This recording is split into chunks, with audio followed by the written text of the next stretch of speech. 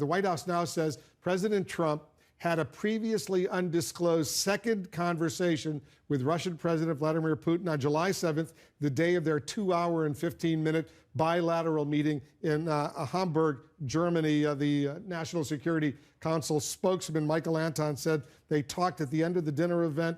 Quote, there was a couples only social dinner at the G20 toward the end. The president spoke to Putin at the dinner. No staff or cabinet were at the dinner at all for any of the countries. We're only learning about this now.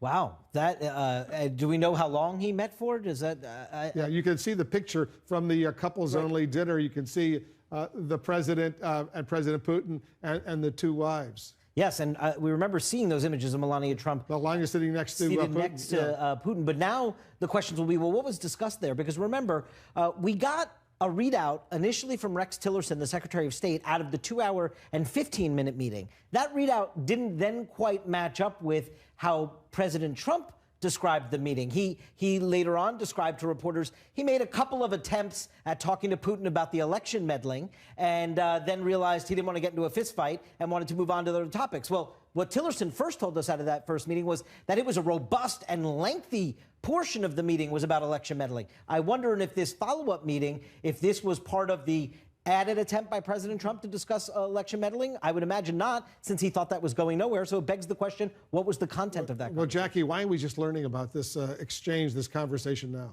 I can't believe the White House would keep something like this from us. I mean, any contact with Putin, you'd think, would be disclosed at this point because of all the speculation with Russia. But this White House is not transparent, and this apparently is another example. And you have to keep wondering, why are they putting themselves in this position?